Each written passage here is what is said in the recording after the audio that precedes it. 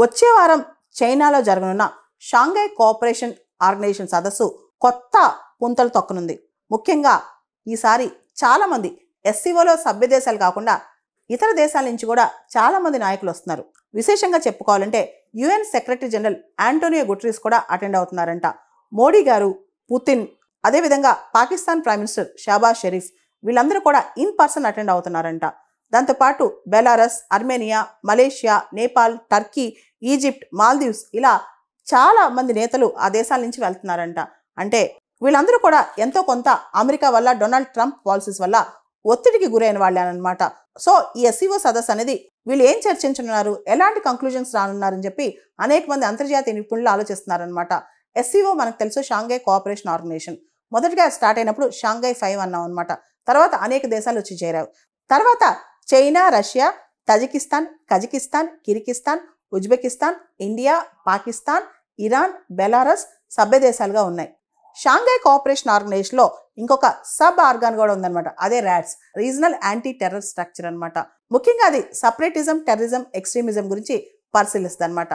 Shanghai cooperation organisation అనేది Shanghai 5గా 1997లో start అయింది. అది షాంఘై కోఆపరేషన్ ఆర్గనైజేషన్గా 2001లో అవతరించింది. ఎస్సీఓ ఫస్ట్ స్టార్ట్ అయినప్పుడు అది కేవలం భద్రత కోసం, సెక్యూరిటీ కోసం స్టార్ట్ అయిన ఒక గ్రూప్ అనమాట.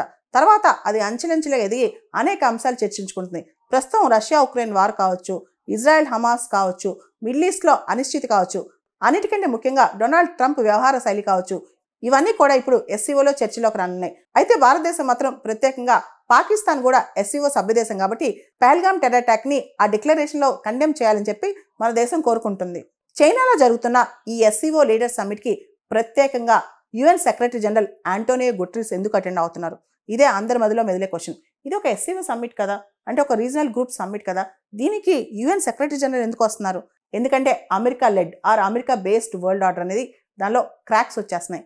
ఇప్పుడు చాలా కూటములు అమెరికాకు వ్యతిరేకంగా ఫామ్ అవుతున్నాయి. ఖచ్చితంగా ఇక్కడ మనం ఆంటోనియో గుటెరస్ ఎస్సీఓ అటెండ్ అవుతున్నారంటే ఇప్పుడు ఎస్సీఓ ఎంత పవర్ఫుల్గా గమనించవచ్చు. అంతేకాదు ప్రపంచం యూనిపోలార్ కాదు, మల్టీపోలార్ అని చెప్పి దాంతోపాటు అమెరికన్ హెజిమోనీకి అందరూ చెక్ పెడుతున్నట్టే అర్థం అనమాట.